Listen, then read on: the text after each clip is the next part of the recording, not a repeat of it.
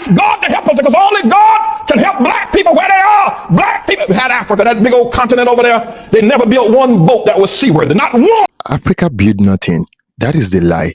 And it did not come from a white supremacist. It came from a black pastor, a brother, a man of the cloth. But today, we are setting the record straight with fact, history, and pride. If you have ever heard someone says Africa contributed nothing to civilization, sit tight, because by the end of this video, you will never let that lie stand again. Watch and pay attention, and I will share my thought later. Ask God to help us, because only God can help black people where they are. Black people had Africa, that big old continent over there. They never built one boat that was seaworthy, not one. There's not one monument in Africa, in all of Africa. I know you're talking about Egypt. Egypt is not Africa. There are no great cities that were built. Even before the first colonization of white people coming to the shores of Africa, or the slave ships, black men built nothing. No sewer system, no houses above one level, and none of them made out of stone. All of them made out of grass and wood. Black men, before the white man ever got to Africa.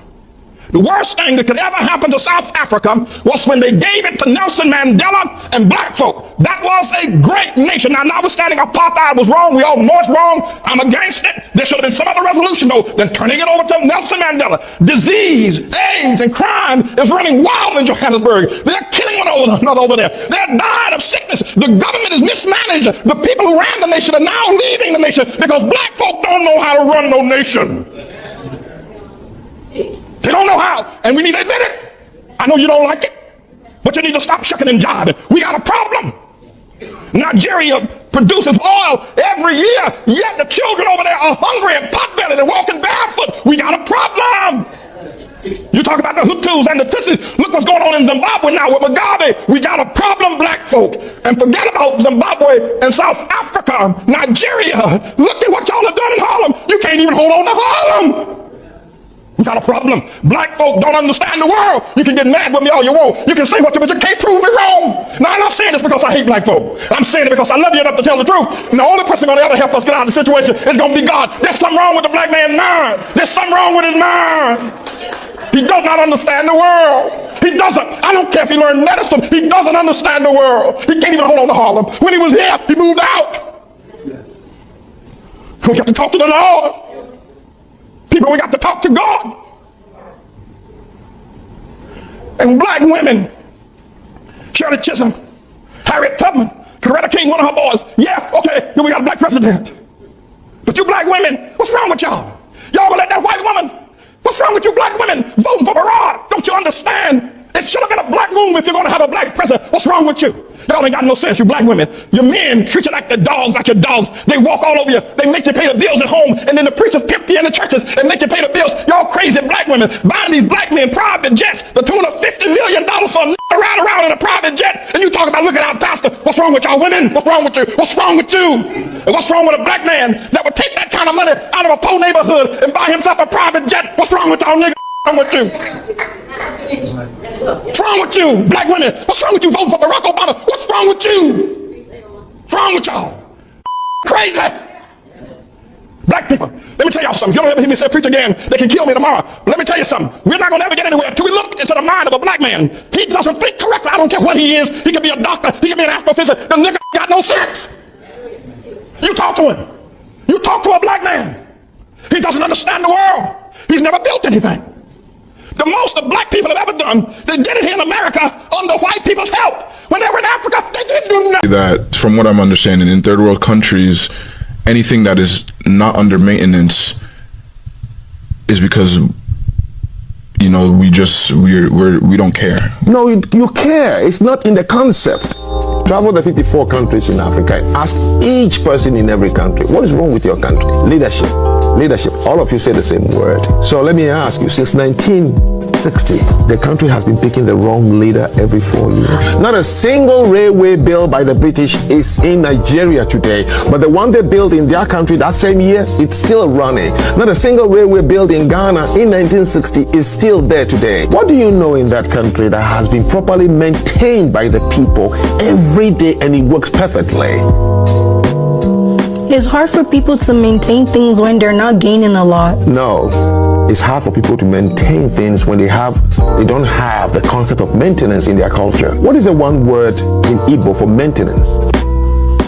Maintenance is, there's no direct English word for that. It doesn't translate directly to maintenance. That's correct. How about you? It doesn't translate. That's correct. But it translates to like take care of. No, that is not maintenance. What is the one word for repair in Igbo? Imezie. Exactly. What is the one word for repair in You see, I'm driving you to somewhere. What is the one word for democracy in Igbo language? You don't. How about you? You don't. You're trying to practice something that is not in the concept of the language. There is no African country, and I've done it through Kenya, I've done it all, that has an equivalent of the word maintenance. Well, in order to maintain something, you have to have it first. Correct. No, if I leave it for you, you can maintain it. The British left a lot of things in this country when they left. They established the hospitals, they established the fire stations, the post offices, the railway lines, the roads they built before they left. You are not able to maintain it because you don't have that concept. Well, because your environment, the tropical environment of Africa, the way you build your houses, the material you use, you don't require maintenance. Every country that is called industrialized countries, today, one of the things you know about them is maintenance of what they have. That's why we have buildings here that are about 250 years old, 300 years old in this country. There are buildings in other countries of Europe that are 700 years ago. The Notre Dame that burned in France was a 13th century building. Do you know what kept it that long till today? Maintenance is a culture.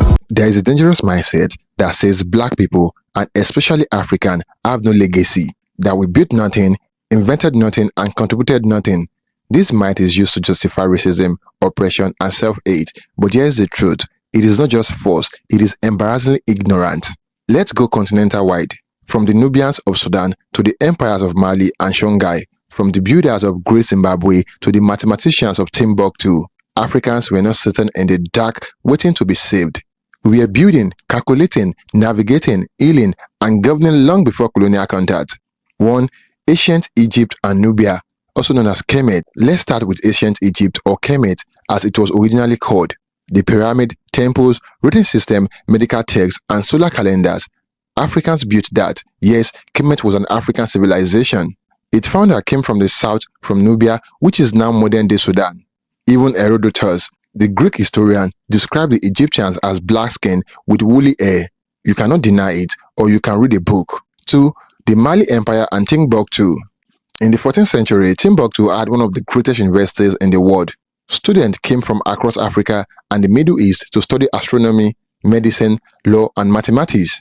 Mali had libraries and skyscrapers of knowledge, literally. Mansa Musa, the emperor of Mali, was the richest man in recorded history, not from oil, but from gold, trade, and a thriving economy. 3. Great Zimbabwe. Ever heard of Great Zimbabwe?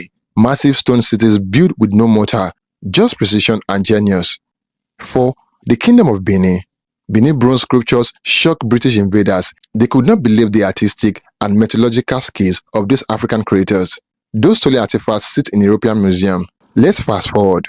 Did you know the first successful open-heart surgery in America was performed by a black man, Dr. Daniel A. Williams?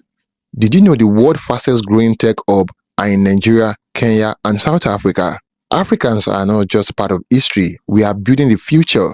We are coding, we are creating, we are curing, and we are reclaiming our narrative. We need faith, yes, but we also need fact, and fact shows that we as Africans have a legacy so rich it threatens the world, so they try to erase it.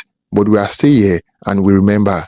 Do not let anyone, black or white, tell you that Africans built nothing. We built cities, we built kingdoms, we built system, we built civilization, and today we are still building. Thank you for watching, guys. Don't forget to like this video and share your thoughts in the comment box below. Until next time, cheers and have a good one.